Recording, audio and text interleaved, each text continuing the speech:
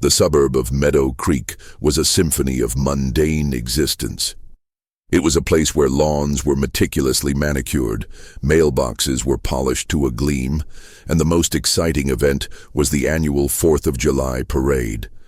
This was the world where Sarah Jensen had grown up, and it was the world she was now, reluctantly, returning to. Her father, a man whose health had always seemed as unshakable as the oak tree in their front yard, was fading. The doctors used euphemisms like deteriorating and managing symptoms, but Sarah, a journalist accustomed to cutting through fluff, knew what they meant. Her father was dying. Her return was a blend of nostalgia and unease. The houses looked the same, the streets felt the same, and the air smelled of freshly cut grass and summer rain. But something was different. A subtle current of tension, a barely perceptible chill, seemed to have settled over the community.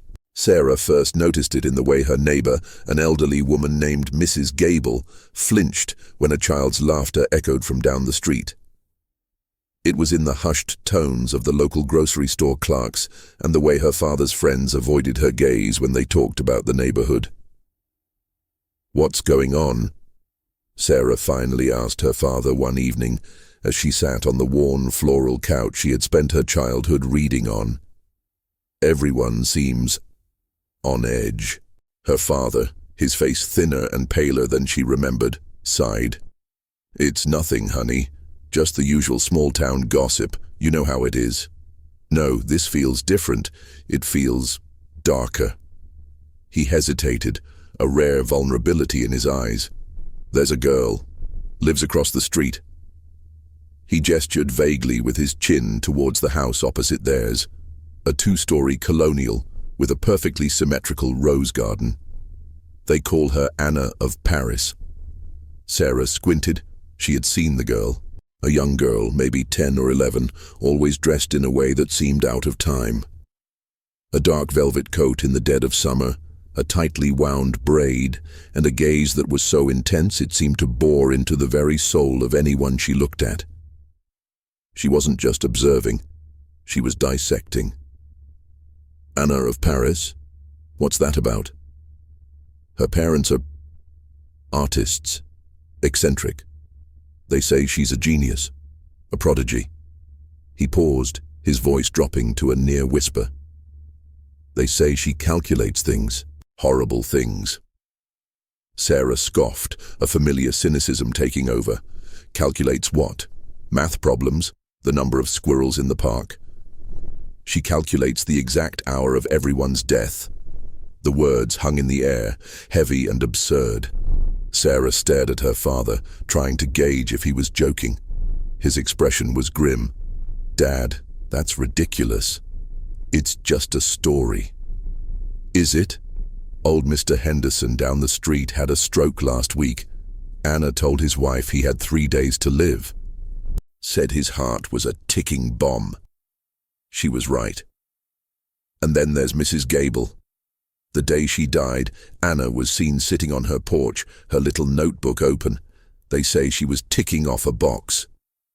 A shiver traced its way down Sarah's spine. It was a macabre tale, the kind small towns invent to explain the inexplicable. But the fear in her father's eyes was real. He wasn't just telling a story, he was living with the dread of it. The next day, as Sarah was getting groceries, she saw Anna. The girl was standing outside the local bakery, her eyes fixed on the delivery truck that was reversing into a narrow alley. A young man, the bakery's owner, was waving to his friend, oblivious to the truck. Anna was not looking at the truck, nor the man. She was looking at the clock on the bank across the street. Her lips moved as if she were counting. Sarah, her journalist instincts kicking in, watched. The driver, a teenager, misjudged the angle. The back of the truck scraped against the wall, sending a loud screech through the quiet street. The boy, startled, stumbled back, tripping over a crate. He fell, hitting his head hard on the curb. He wasn't dead, but he was unconscious, bleeding. Anna, without a change in her placid expression, pulled a small black notebook from her satchel. She scribbled something inside, then closed it with a soft thud. She then walked away, as if nothing had happened. Sarah rushed over to help, her mind reeling. It was a coincidence, surely, a terrible, unsettling coincidence. But the image of Anna, so detached, so focused, lingered in her mind. It was as if the girl had known. She hadn't seen the future. She had just observed, calculated. The bakery owner's exhaustion, the driver's inexperience, the timing of the delivery, the placement of the crate. It was all a complex algorithm in Anna's mind, and the boy's fall was the predictable result. Over the next few days, Sarah found herself watching Anna. She saw her at the park, not playing but sitting on a bench, her eyes scanning the playground with a terrifying intensity. She was studying the children's movements, their laughter, their arguments. She was watching for the one who would get a scraped knee, the one who would trip on a loose shoelace, the one who would fight and fall. She wasn't predicting the future. She was predicting the consequences. Sarah began to feel a strange, cold dread. This wasn't a psychic ability. This was something far more terrifying. This was pure, unadulterated logic applied to the most fragile of subjects: human life. The mystery deepened when Sarah met Detective Mark Riley. He was a no-nonsense man, tired of dealing with small-town nonsense. When Sarah approached him with her theory about Anna, he was initially dismissive. "Look, Ms. Jensen," he said, rubbing the bridge of his nose, "I've heard it all. The neighborhood boogeyman, the cursed house, the psychic little girl, it's all just gossip." "This isn't just gossip, Detective," Sarah insisted, her voice tight with urgency. "Something is happening here, and it's not supernatural. It's deliberate." She told him about the bakery incident, about the strange deaths, about the fear she saw in her father's eyes. Mark listened, his skepticism slowly giving way to a flicker of intrigue. "So, you're saying this little girl is... what? A killer? A mastermind?" he asked, a hint of sarcasm in his voice. "I don't know," Sarah admitted. "I just know she's involved, and I think she's about to make another calculation." Just then, his radio crackled. A report of an accident on the main street, a car crash. A family, the Millers, new to town, had just moved in across the street from Anna. Sarah's blood ran cold. She knew with a certainty that was both chilling and horrifying that the Millers were Anna's next subjects. Their lives were about to become the variables in a morbid equation, and the answer would be as precise and cold as the girl who was now, at this very moment, watching their lives unfold from her bedroom window. Sarah had to find out what Anna was doing, and she had to stop her. But how do you stop a mind that sees death not as a tragedy, but as a scientific conclusion? The Millers were the picture of suburban bliss.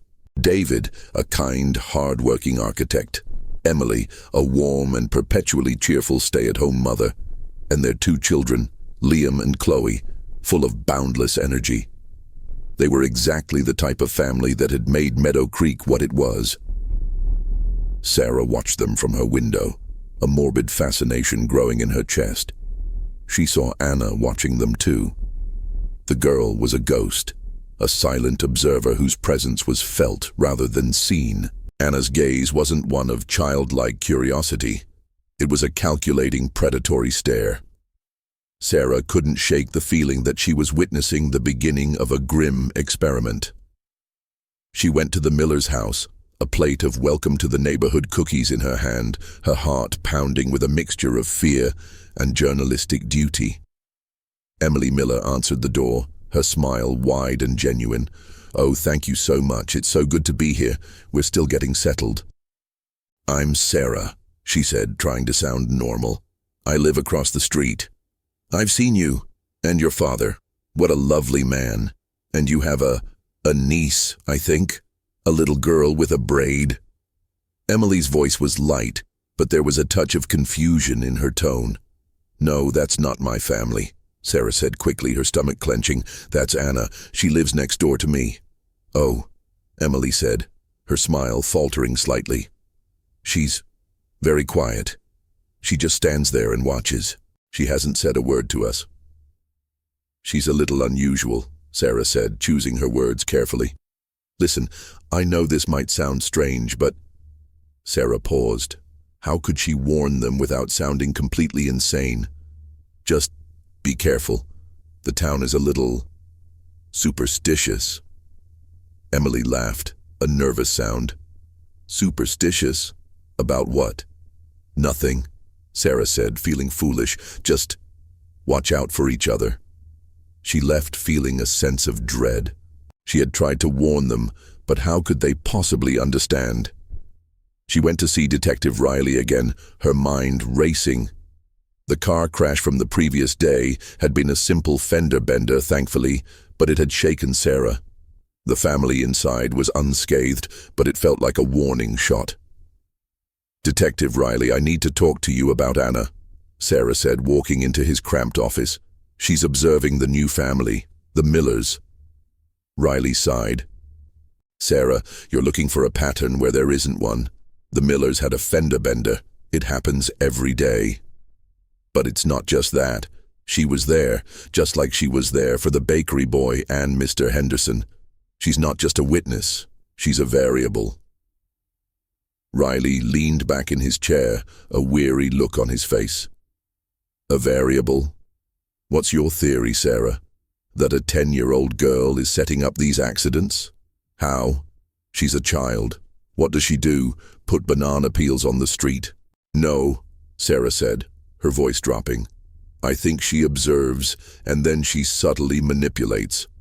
She might leave a toy on the sidewalk to cause a fall, or she might leave a gate open, or what, Sarah? This is insane. A child, a criminal mastermind. It's a plot from a bad movie. It's not a plot, it's real, Sarah insisted. She's so brilliant, so calculating, that she can see the cause and effect chain that leads to a tragedy. She's not a killer in the traditional sense. She's more like a conductor of chaos. Riley's phone buzzed. He glanced at the screen, a grim expression spreading across his face. Hold that thought. He answered the call, his side of the conversation terse. All right, I'm on my way. He hung up and looked at Sarah. Emily Miller just fell down her stairs. She's unconscious. EMTs are on the way. Sarah's heart jumped into her throat. What? Did she say what happened? The husband said he heard a crash. He thinks she tripped. Where's Anna? Sarah asked, her voice trembling. Riley looked at her, a new kind of fear in his eyes. I don't know. What difference does it make? It makes all the difference, Sarah whispered. She's just ticked a box in her notebook. As they drove to the Miller's house, Sarah's mind raced. How could Anna have done it? A loose stair tread, a stray object left in a high-traffic area. It would have to be something so subtle, so mundane, that no one would ever suspect it was placed there on purpose. Sarah watched as the paramedics loaded Emily onto a stretcher. David Miller was distraught, his face pale with shock. Liam and Chloe were crying, clinging to their father. And then Sarah saw her. Anna was standing across the street in her front yard, partially hidden behind a large oak tree. Her eyes were fixed on the Miller's house, not with any visible emotion, but with a cold, analytical gaze. In her hand was the small black notebook. As a paramedic closed the ambulance door, Anna turned a page. Sarah felt a wave of nausea. Did you see her, Detective? Sarah asked, her voice low. Riley, who had been talking to a colleague, looked up. See who? Anna. She's right there, looking at them. It's not a coincidence, Mark. This is the pattern. Riley sighed, a heavy, tired sound. Sarah, what am I supposed to do? Arrest a 10-year-old girl for calculating a fall? There's no evidence, no witnesses. Then we have to get the evidence, Sarah said, her voice firm. We need to find out what's in that notebook. We need to find out how she's doing this. The two of them stood there, watching the chaos unfold. The Millers' idyllic life had been shattered in a matter of minutes, and in the center of it all, a quiet, calculating child stood in the shadows, her dark eyes a mirror of the tragedy she had just helped orchestrate. Sarah knew with chilling certainty that this was just the beginning. The Millers were just variables, and their story was far from over. The days following Emily Miller's fall were shrouded in an oppressive gloom. She was in a coma, her condition critical. The doctors were baffled. There was no clear cause for her fall. She had simply tripped. The local police, led by a frustrated detective Riley, had nothing to go on. Sarah, however, saw the invisible thread connecting this tragedy to the others. She spent her days poring over news archives, searching for similar incidents in Meadow Creek's history. She found a few scattered over the years, all eerily similar. Mundane accidents with tragic and seemingly inexplicable outcomes. A bicyclist who swerved into traffic to avoid a pothole that hadn't been there the day before. An elderly man who slipped on a wet patch of floor at the local library, a patch no one could explain. The common thread was not a location or a specific method. It was the chilling efficiency of the accidents. They were always a perfect storm of small, insignificant details. Sarah realized that to understand Anna, she had to understand her science. It was a macabre form of logic, a real-life game of dominoes. Anna didn't push the first domino, she simply found the right one to nudge. Her investigation took a new turn when she decided to speak to Anna's parents. They were as odd as the rumors suggested. Mr. and Mrs. Dubois were artists, living in a house that was a chaotic explosion of color and half-finished sculptures. They were friendly but detached, their minds seemingly in another dimension. Anna? Oh, she's a dear, Mrs. Dubois said, her hands covered in clay. She's a genius, you know, an observational genius. We've always encouraged her to study the world around her. She has a photographic memory. And her notebook? Sarah asked, trying to keep her tone casual. Does she write down her observations? Mr. Dubois, who was painting a bizarre portrait of a cat with 3 eyes, chuckled. Her logbook. Yes, it's filled with her data. She's always been fascinated by patterns, the patterns of life, the way one thing leads to another. And have you seen what she writes? Sarah pressed. Oh no, it's her private work, Mrs. Dubois said a little too quickly. It's all very scientific. She has her own symbols, her own codes. We wouldn't dare invade her privacy. Sarah left the house with a knot of frustration in her stomach. The parents were either dangerously naive or deliberately obtuse. They saw their daughter's obsession as a quirk, a sign of her brilliance, completely blind to the darkness it represented. Later that week, Sarah saw Anna walking to the local park with her brother Liam. He was sullen and quiet, a stark contrast to his usual boisterous self. Anna, as always, was a silent shadow, her eyes fixed on him. Sarah knew what she was doing. She was studying him, calculating the variables of his grief, his vulnerability, his emotional state. She was logging the data. Sarah felt an intense surge of protective fury. She couldn't let Anna do this. She couldn't stand by and watch another family be torn apart by a child's cold, inhuman logic. She called Detective Riley. She's with Liam Miller, Sarah said, her voice low and urgent. She's observing him. She's going to do something. Sarah, I can't just follow a child around on your hunch, Riley said, his voice laced with exhaustion. We're a small force. I have a real case to work on. This is a real case, Sarah shouted. Don't you get it? She's not a monster. She's something far worse. She's a scientist, and her lab is this town. The conversation was a dead end. Sarah knew she was on her own. She went to the park herself, watching from a distance. Anna and Liam sat on a bench, a safe distance from the other children. Anna wasn't talking to him. She was just looking. After a few minutes, Liam got up and walked towards the swings. As he did, he stumbled. He caught himself, but his face crumpled in a fresh wave of grief and frustration. Anna scribbled something in her notebook. Sarah felt sick. She saw it. It wasn't a physical act. Anna hadn't tripped him. She had done something far more subtle.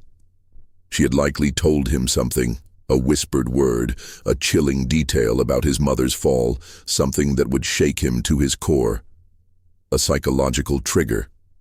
She was a master of psychological manipulation, using a person's inner turmoil as a weapon. Sarah knew she had to talk to Liam. But how? She couldn't just walk up to him and ask a grieving child about the strange girl who was calculating his death. She had to be clever. She had to build his trust. She approached him slowly, a hesitant smile on her face. "Hey, Liam, I'm so sorry about your mom. Is she doing better?" Liam shrugged, his eyes downcast.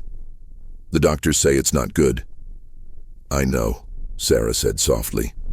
"I'm a friend of your dad's. I used to be a journalist. I write stories, and sometimes stories can help people. Can I ask you about something strange? I won't tell your dad, I promise." Liam looked at her, his eyes full of suspicion. "What?" "That girl, Anna. Did she say anything to you? Anything at all?" Liam hesitated, then nodded. She told me my mom's fall was my fault.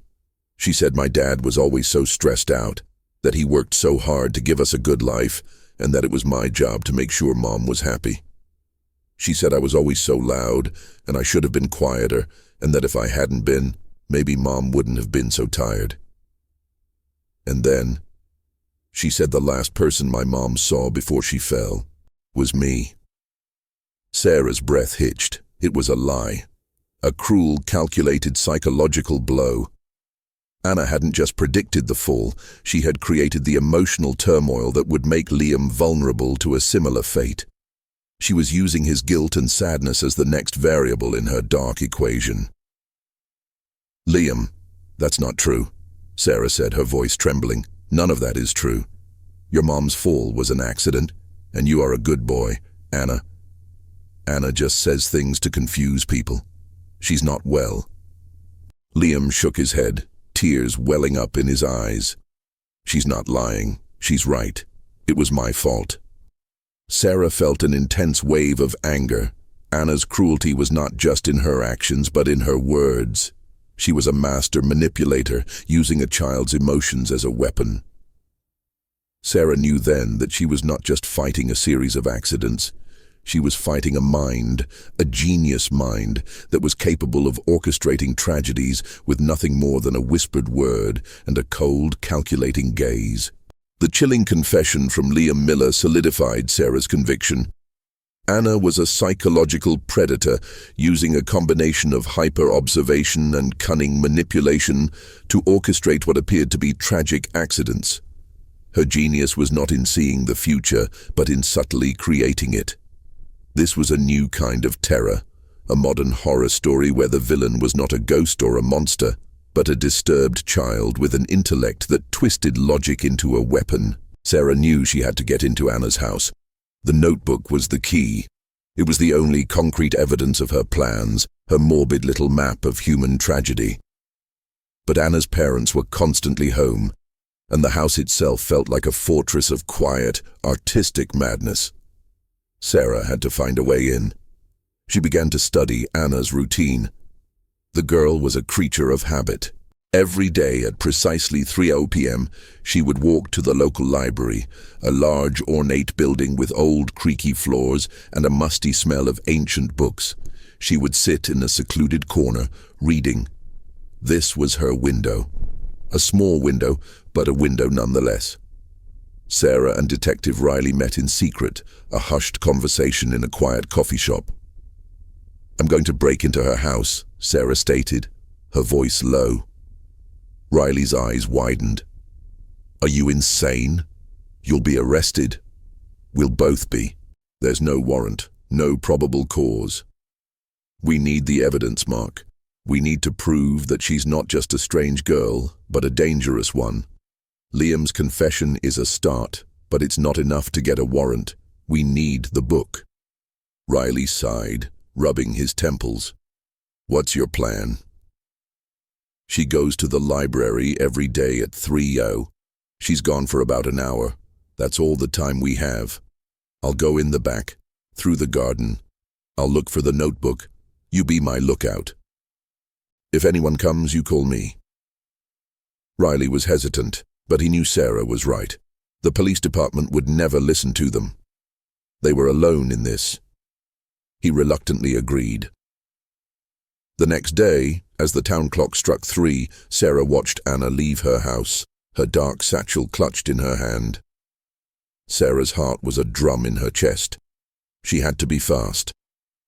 She went around the back, scaling a low fence and landing quietly in the chaotic backyard. It was a wonderland of strange art installations, a sculpture of a screaming face made of twigs, a mobile of rusted metal that clanged mournfully in the breeze. She found the back door unlocked, a testament to the Dubois' trusting, or perhaps clueless, nature. She slipped inside, the house a silent, eerie museum of eccentricities. The air was thick with the smell of turpentine and old paper. The walls were covered in abstract paintings and bizarre, grotesque portraits. She moved quickly, her eyes scanning for any sign of the notebook. She checked the living room, the kitchen, the parents' bizarrely decorated bedroom. Nothing. She was about to give up when she saw it, a small, dark wooden door tucked away in the back of a closet. It was Anna's room. Taking a deep breath, Sarah opened the door. The room was the polar opposite of the rest of the house. It was clean, minimalist, and eerily organized. The bed was made with military precision, the clothes neatly folded, the books on the shelf arranged by size and color. There were no childish drawings on the walls, no posters, no stuffed animals. It was the room of a scientist, a data analyst. On a simple desk sat a single closed object, the black notebook. Sarah's hands trembled as she reached for it. She opened it, her eyes widening in horror as she read the first page. It was not a diary or a book of observations. It was a spreadsheet of death. It was filled with names, dates, and times. Each entry was meticulously detailed, with a series of codes and symbols Sarah couldn't decipher. There were notes too, short cryptic sentences. Subject, Henderson Robert, variable cardiac arrest, covariable stress from financial ruin. Subject, Miller Emily, variable fall, covariable structural weakness in stare, psychological manipulation of husband and son. Sarah's blood ran cold. The notes confirmed her worst fears. Anna wasn't just predicting these events, she was actively creating the conditions for them. Her calculations were not about foreseeing the future, but about engineering it. She was a master puppeteer, and the people of Meadow Creek were her helpless puppets. As she flipped through the pages, she saw a new entry, a familiar name. Jensen, Mark. Sarah's heart stopped. She looked at the date. It was 2 weeks from now. She saw the variables listed. Subject, Jensen, Mark.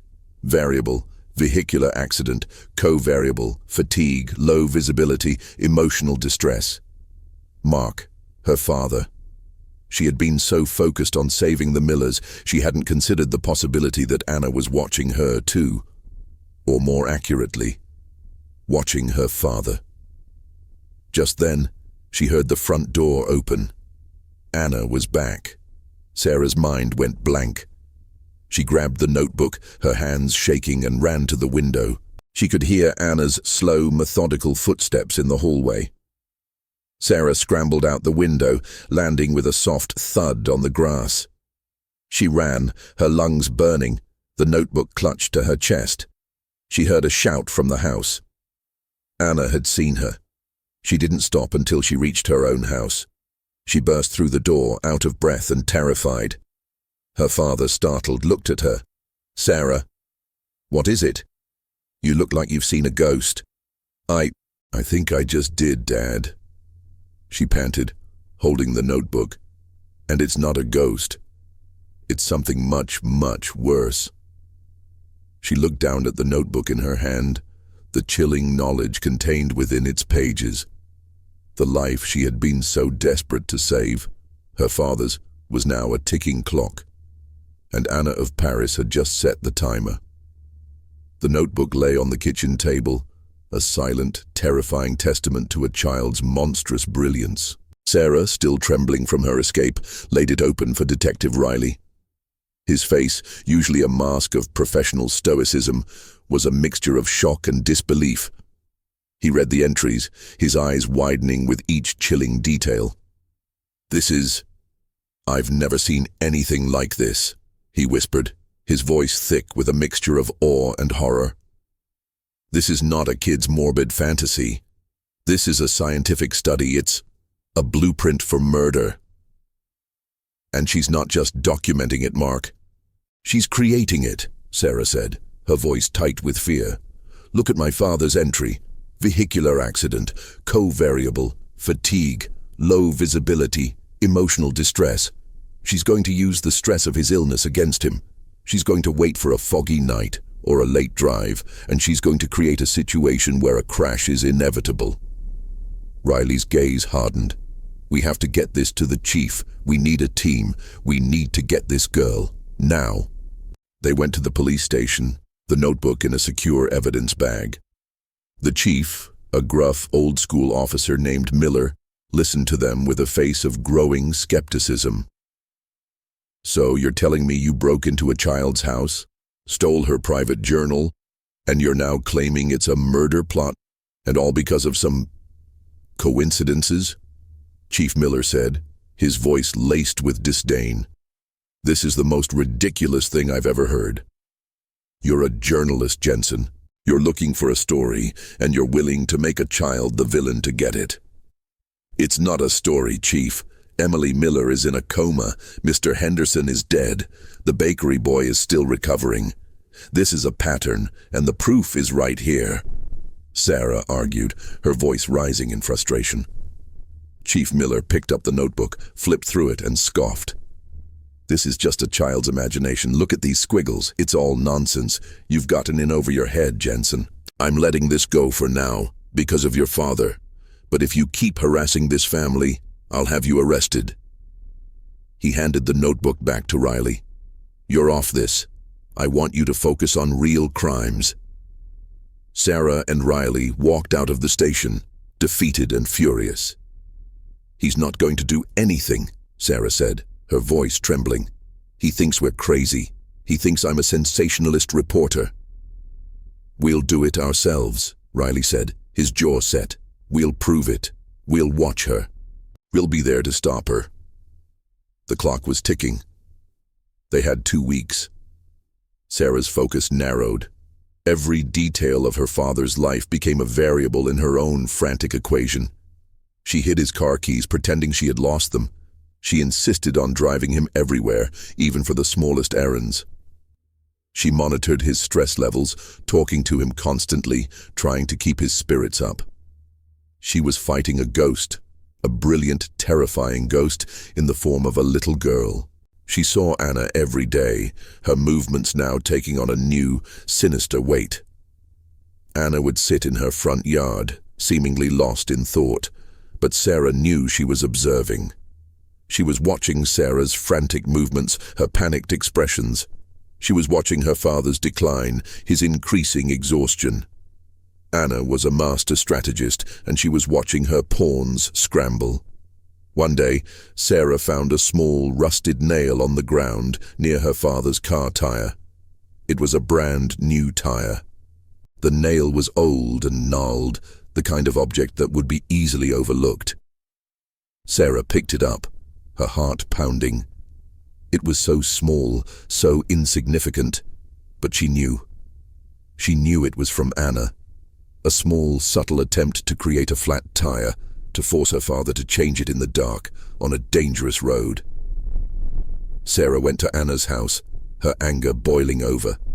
She knocked on the door, her fist pounding on the wood. Mrs. Dubois, her face covered in paint, opened the door. "Oh, hello, Sarah. Is everything all right?" "No, everything is not all right," Sarah said, her voice low and furious. "I want to talk to Anna." Mrs. Dubois' face tightened. "Anna is busy. She's in the middle of a very complex equation." "This isn't an equation, it's a person's life," Sarah shouted, pushing past her into the house. She went straight to Anna's room. The door was ajar. Anna was sitting on her bed, a small, knowing smile on her face. "You found the nail," Anna said, her voice soft and calm. "I calculated you would." "Why, Anna? Why are you doing this?" Sarah pleaded, her voice shaking. "My father is a good man. He's sick. Why him?" Anna's expression turned cold, her dark eyes like two black stones. "It's not about good or bad. It's about data. He is a variable. He is old, and he is sick. He is a logical conclusion." "People aren't numbers, Anna. They have lives and feelings and—" "Feelings are a weakness," Anna said, cutting her off. "They are illogical variables. They cloud judgment. They lead to chaos. My purpose is to bring order to chaos. I see the inevitable, and I simply facilitate it. I am not a killer. I am a purveyor of truth." "What truth?" Sarah said, her voice breaking. "That everyone dies. We all know that. But you're making it happen. You're making it happen sooner." "Do you know the exact moment your father will die?" Anna asked, her voice a chilling whisper. "I do. I know the exact moment the life will leave his body and the moment he will become just another statistic. I can tell you the day, the time, the second." She leaned forward, her eyes fixed on Sarah's. "I can tell you exactly when the darkness will come for him. I can tell you exactly when you will be alone." The words were a brutal blow. Sarah felt a wave of dizziness. This wasn't a game to Anna. This was her truth, her reality. She was a child, but she was a monster born of pure, unfeeling logic. Sarah stumbled back, her mind reeling. The police wouldn't help. The parents were useless. She was completely alone in this fight. She was fighting a force of nature, a brilliant and terrifying mind that saw the world not as a home, but as a chessboard. And her father was the next pawn to fall. Sarah knew she couldn't outsmart Anna on her own. She was an amateur, an emotional creature fighting a logical machine. She needed help. She needed a new strategy. She called Detective Riley, her voice laced with a newfound resolve. "I need your help, Mark," she said. "We have to go beyond her methods. We have to go into her mind. We have to understand why she's doing this." Riley, shaken by the chief's dismissal, agreed. He met her at a diner, his face etched with worry. "Why? What did she say?" Sarah relayed the chilling conversation, Anna's cold, detached explanation for her actions. "She's not evil, Mark. She's broken. This isn't just about controlling chaos. This is about some sort of deep-seated trauma. We have to find out what it is." "And how do we do that?" Riley asked, skeptical. "She's not going to confess to us." "We need to find out about her past," Sarah said, her mind racing. "Her parents are a dead end. They're too far in their own world to see the truth. We need to go back further, to before they moved to Meadow Creek. Where did they come from?" "Paris," Riley said, his eyes narrowing. "That's why they call her Anna of Paris." Sarah nodded. "Exactly. We need to look into their life in Paris. Something must have happened there, some incident, some event that turned a normal child into this thing." Riley, a seasoned detective, had a network of contacts. He used his connections to reach out to a colleague in the Paris gendarmerie. The information he got back was sparse but intriguing. The Dubois family had been involved in a tragic incident 5 years ago. A fire. Their apartment building had burned to the ground. Several people died. The cause was never determined, ruled an accident. An accident, Sarah whispered, her mind piecing the puzzle together, just like here. But this time it happened to them. They dug deeper. The apartment fire had been a chaotic scene. A young child, a girl of 6, had been the one to alert the neighbors. The girl, Anna, had calmly knocked on doors, telling people to evacuate. She hadn't screamed or cried. She had just calculated the path of the fire and the escape routes. The newspaper clippings described her as a little hero, a child of remarkable calm in the face of disaster. But in one small article, Sarah found a chilling detail. Anna had known about the fire before it started. She had told her parents the exact moment it would ignite and the exact path it would take. They had dismissed it as a child's bizarre fantasy. "She didn't start the fire, Mark," Sarah said, her voice trembling. "She didn't cause it. But she saw it coming. She warned them, and they didn't listen." Riley's face was grim, so she learned that predicting isn't enough. You have to ensure the prediction comes true. She's not a killer. She's a controller. She's trying to prevent chaos by creating her own version of order. They were closer to the truth, but they were no closer to stopping her. The day of the accident was drawing near. Sarah and Riley were on high alert, watching Anna's every move. She was calm, placid. She was a master of the mundane. She was waiting for the perfect moment. The night of the accident arrived, a thick, suffocating fog rolling in from the nearby river.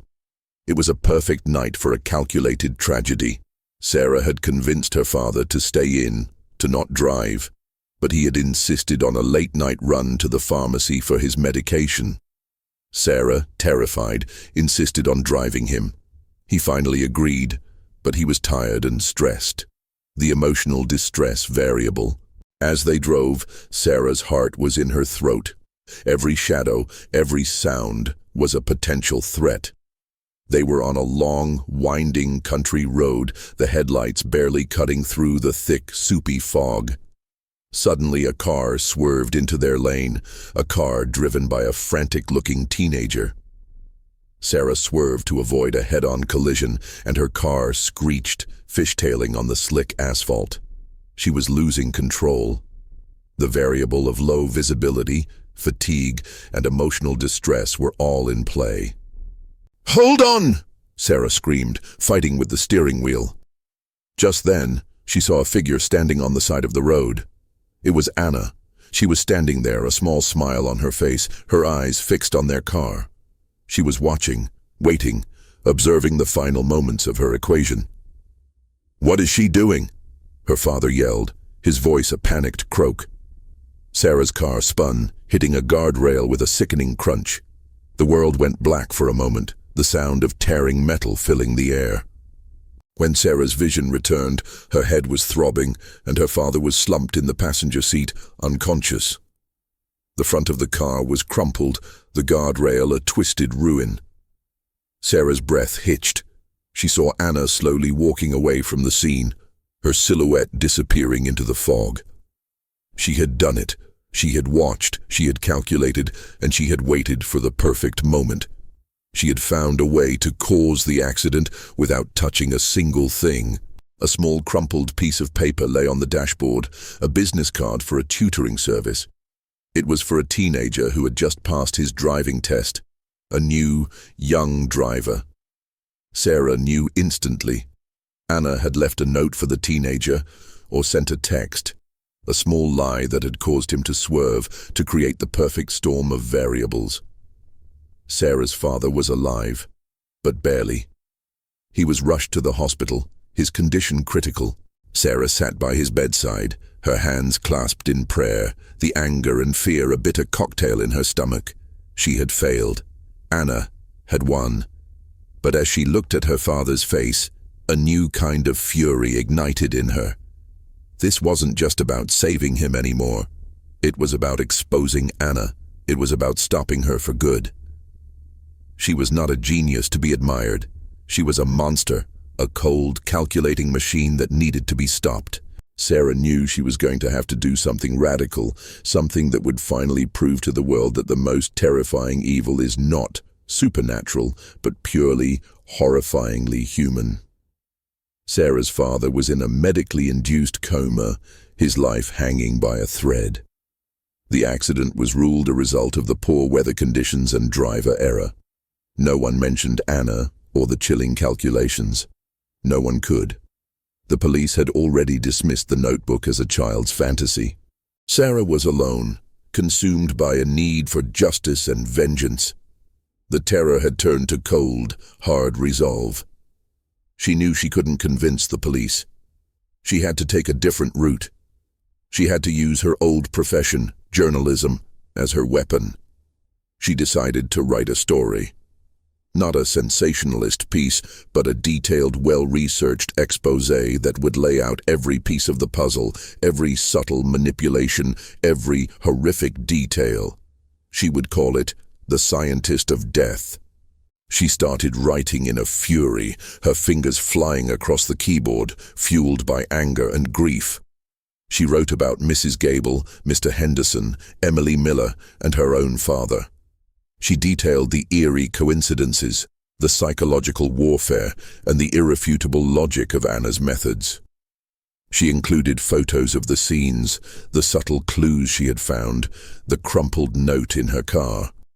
She even included the chilling details from Anna's notebook, the pages she had photographed before returning the book.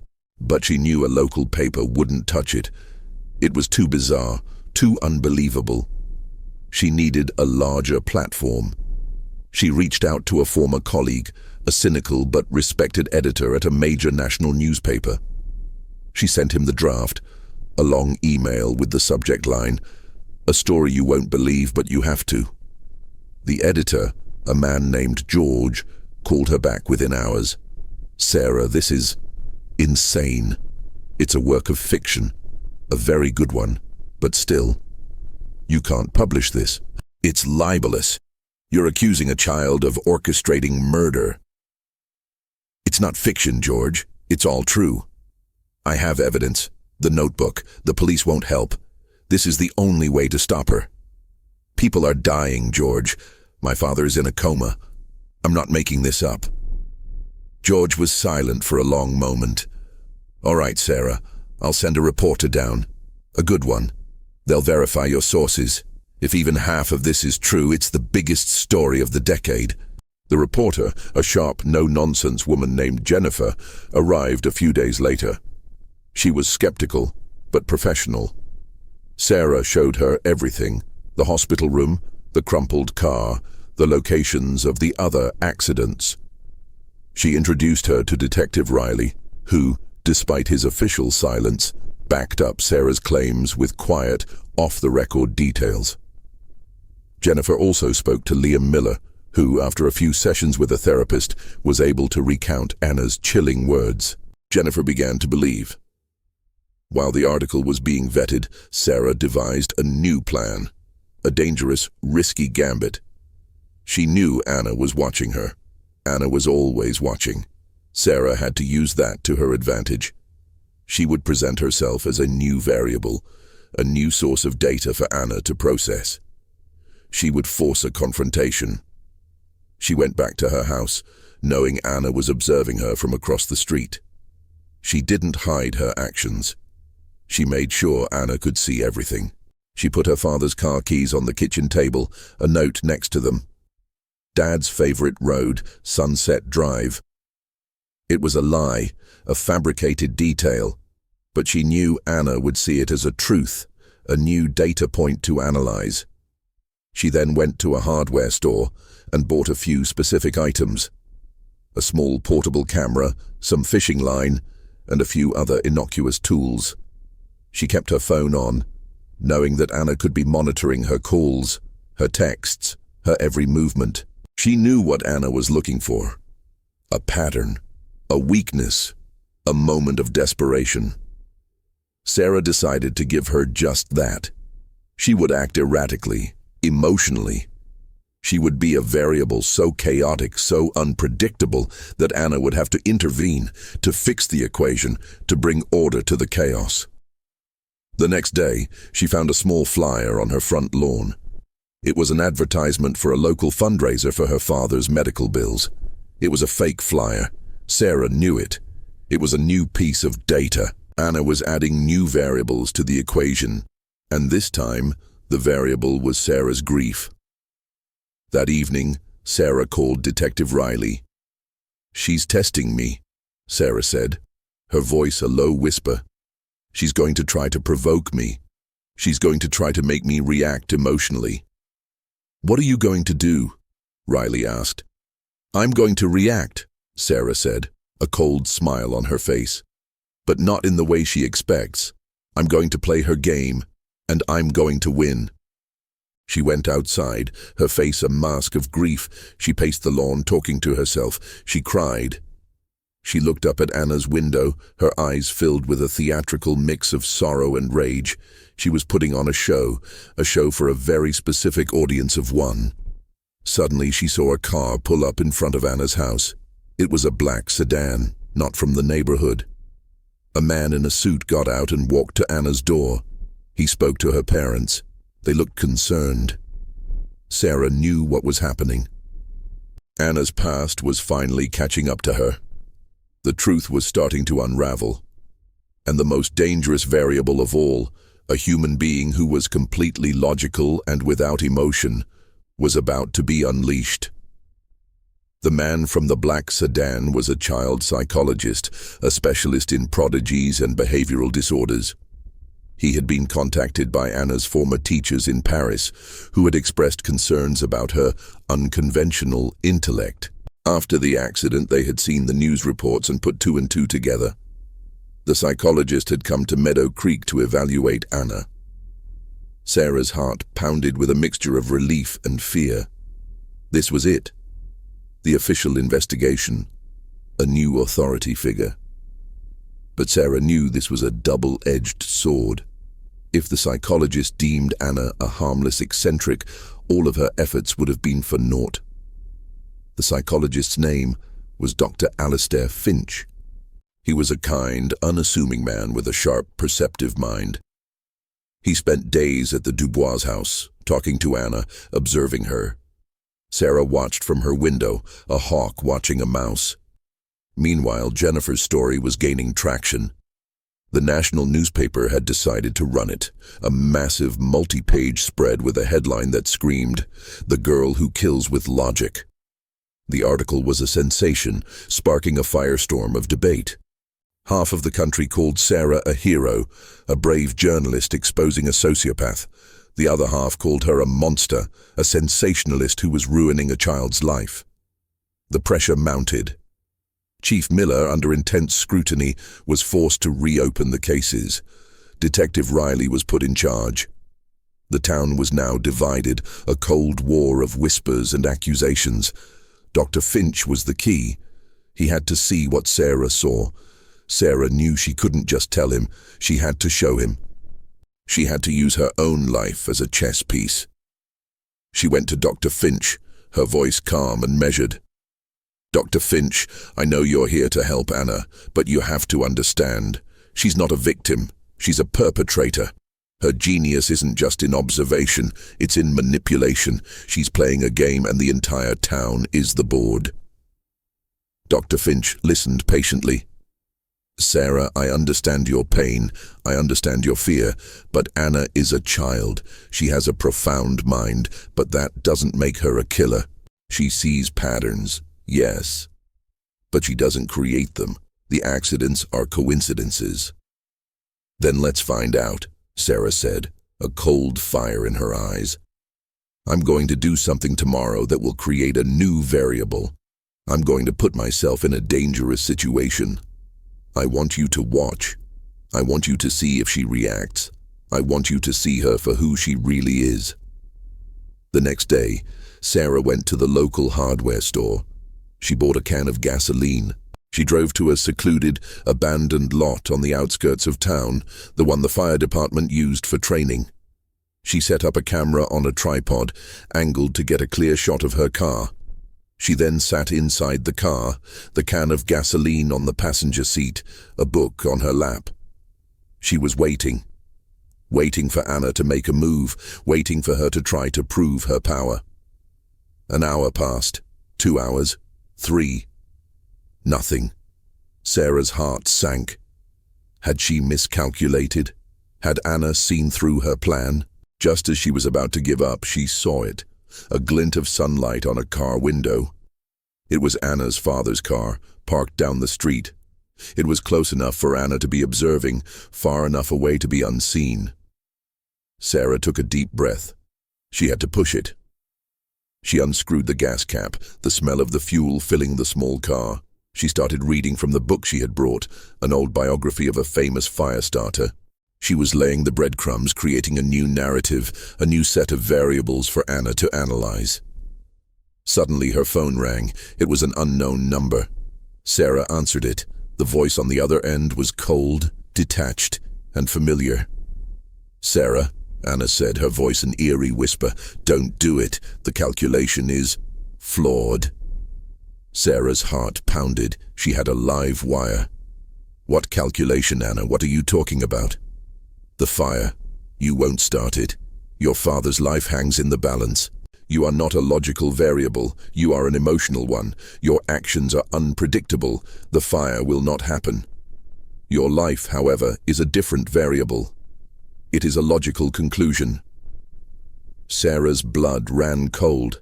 Anna wasn't just predicting the fire. She was predicting Sarah's response. She was telling her that she had no control. She was telling her that her own life was now on the table. "You're not a scientist, Anna," Sarah said, her voice trembling. "You're just a little girl who's afraid. You're afraid of chaos because you couldn't save yourself from it. You couldn't save your home. You're trying to control the world because you lost control once before. In Paris." There was a long silence on the other end of the line. The silence of a child whose deepest secret had been exposed. The silence of a mind that had been cracked open. "How did you know?" Anna whispered. "I'm a journalist," Sarah said, a cold satisfaction in her voice. "I research. I find patterns, just like you. The difference is, my patterns are about truth, not about death." The call ended. Sarah sat in her car, her heart still pounding. She had done it. She had unmasked her. She had gotten to her. Suddenly, she heard a sound. A car was approaching fast. It was an unmarked police car, Detective Riley. He had been watching her too. He got out of the car, his face a mixture of relief and fury. "What were you thinking, Sarah? You could have gotten yourself killed." "I knew she'd react," Sarah said, her voice shaking. "I knew she'd have to try to stop me. I was a variable she couldn't control, and now she's revealed her hand. It's not about logic. It's about a need to control, a need to stop the chaos she's so terrified of." The next morning, Dr. Finch went back to the Dubois house. He had one last conversation with Anna. He didn't ask her about the accidents. He asked her about Paris, about the fire, about the one thing she couldn't control. And for the first time in a very long time, Anna of Paris, the genius child who calculated death, broke down and cried. Anna's confession to Dr. Finch was a torrent of a buried truth, a raw, unedited account of the fire in Paris. She had been 6 years old, a child prodigy with an obsessive, analytical mind. She had noticed the frayed wires in her apartment building's electrical system, the dangerously overloaded outlets. She had calculated the exact moment the overloaded circuit would spark, the direction the flames would travel, the number of people who would be trapped. She had tried to warn her parents, her voice a small, urgent whisper against the backdrop of their artistic chaos. They had laughed, dismissed her calculations as a child's imagination. The fire came exactly when she had predicted. It was a tragedy of numbers, a horrific equation of neglect and human error. Her parents survived, but many of their neighbors did not. Anna, the child hero, had been haunted by the one thing she could not control: the human element. The fear of her own parents' disbelief, the terror of seeing her flawless logic lead to a devastating, predictable outcome. She hadn't caused the fire. She had simply seen it coming, but in her mind, she had failed. She had failed to make them believe her. She had failed to save them. The trauma had twisted her genius, turning her into a purveyor of controlled chaos. She wasn't a monster. She was a child who had been so fundamentally betrayed by the adults who were supposed to protect her that she had decided to take matters into her own hands. If she couldn't stop the world from being chaotic, she would orchestrate it herself. The revelation was a gut punch. Sarah felt a wave of empathy for the little girl. The monster she had been fighting was not born of malice, but of profound, unspoken trauma. It was a tragedy of the human condition, a story about a child trying to make sense of a world that was too big, too random, and too terrifying to be contained in a logical equation. The police, with Dr. Finch's testimony and Sarah's evidence, finally had a case. Anna was taken into protective custody. Her parents, still in a state of artistic bewilderment, were forced to confront the truth. The story went national, and the once quiet suburb of Meadow Creek was now the epicenter of a chilling human drama. Sarah's father, slowly but surely, began to recover. The doctors were cautiously optimistic. Sarah, a weight lifted from her shoulders, found herself visiting him every day, her own emotional scars slowly beginning to heal. But the story wasn't over. There was one last loose thread, one last calculation that needed to be resolved. Anna's notebook. It was in police custody, but Sarah knew what was inside. She had seen the last entry, the one that chilled her to the bone. Her own name. She went to see Detective Riley at the station. "I need to see the notebook, Mark. Just for a minute." Riley, now a firm believer in Sarah's instincts, let her see it. She found the last page, the one with her name on it. Subject: Jensen, Sarah. Variable: suicide. Co-variable: unresolved trauma, guilt, isolation. Sarah's breath hitched. It was a horrifying, yet eerily logical conclusion. Anna knew what Sarah had been through. She had seen the guilt from her father's accident, the weight of the town's skepticism, the isolation of fighting this battle alone. Anna, in her own twisted way, had predicted Sarah's demise. Not through a subtle manipulation, but through an emotional one. She had seen Sarah's pain and in her cold, detached mind had calculated the inevitable result. Sarah looked at the notebook, and a new kind of fear settled in her heart. Anna wasn't just a monster. She was a mirror. She was a reflection of the darkness in every one of them. She was a child who had seen a part of the world that was so ugly, so cruel, that she had decided to take control of it. And in her own way, she had tried to save Sarah from herself, to show her the truth, the logical conclusion of her own pain. A few days later, Sarah received a package at her door. It was from Anna's parents. Inside was a single, plain object, a small black notebook. It was a different one, a new one. It was empty. There was a small, elegant note with it, in Anna's neat, perfect handwriting. "You showed me that some variables are illogical, that some outcomes cannot be calculated, that some truths are stronger than data. Thank you." The words were a balm to Sarah's soul. Anna was a child who had seen too much, who had been hurt too deeply, but she was not a killer. She was a victim. And in a strange, twisted way, Sarah had saved her. The story came to an end. The town of Meadow Creek slowly began to heal. The millers' lives were put back together. The community came together, no longer haunted by a silent, unseen terror, but by a shared, human tragedy. The story of Anna of Paris was a a lesson that the most terrifying evils are not fantastical or supernatural, but are born from the depths of human pain and trauma, and that the most powerful weapons are not magic or logic, but empathy and understanding. The story of Anna of Paris and the Meadow Creek tragedies faded from the front pages, but its echoes lingered. The town was no longer a symbol of quiet suburban perfection, but a monument to a profound and chilling human drama. Sarah, now a published author of a bestseller, found a new purpose. She was no longer just a journalist. She was a storyteller of a different kind, one who explored the dark and often hidden corners of the human psyche. Her father made a full recovery, a testament to his own resilience and Sarah's unwavering dedication. Their bond was stronger than ever, forged in the crucible of fear and survival. He was no longer just a father in need of care. He was a partner in a shared secret, a testament to a truth they alone understood. Detective Riley, now the chief of police, brought a new level of empathy and understanding to his work.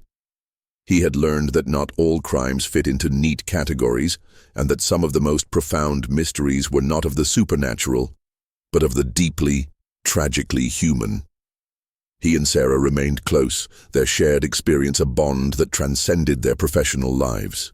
Anna was placed in a specialized facility, a place where her brilliant mind could be nurtured and her trauma could be healed. Dr. Finch worked with her, not to cure her, but to help her reframe her understanding of the world. He taught her that life was not an equation to be solved, but a story to be experienced. He taught her that feelings, far from being illogical variables, were the very essence of the human condition. The most profound change was in Sarah herself. She no longer saw the world in black and white, in simple terms of good and evil. She saw the shades of grey, the complex web of motivations, and the devastating power of a single moment of trauma. She understood that Anna was not a villain, but a tragic hero in her own story, a child who had been so hurt by chaos that she had tried to become the master of it. Years later, Sarah returned to Meadow Creek. It was a crisp autumn day, the air filled with the scent of fallen leaves and wood smoke. She walked past Anna's old house. It was now occupied by a new family, a young couple with a small child. The rose garden was gone, replaced by a simple, manicured lawn. The house felt lighter, less oppressive. Sarah saw her father sitting on the porch, a blanket over his legs, a book in his hand. He looked peaceful, content. He had survived. They had all survived. As she sat next to him, she thought about Anna. She wondered what she was doing. She wondered if she had found peace. She wondered if she had learned to let go of the need to control, to embrace the beautiful, illogical chaos of life. The last image in Sarah's mind was not of a calculating child with a cold gaze, but of a small, frightened girl in Paris, a child who had cried because she had failed to save her world. Sarah realized then that the greatest horror was not death, but the loneliness of a mind that was too brilliant for its own good, a mind that had found its truth in numbers instead of in people. The story was over, but the lesson was forever. The real monsters are not the ones we invent, but the ones we create. The real horrors are not in the shadows, but in the depths of the human heart. And the greatest victory is not in solving the mystery, but in finding the empathy to understand it. The story of Anna of Paris was not about death. It was about life. And how sometimes the most terrifying thing of all is to be truly, utterly, and terrifyingly human.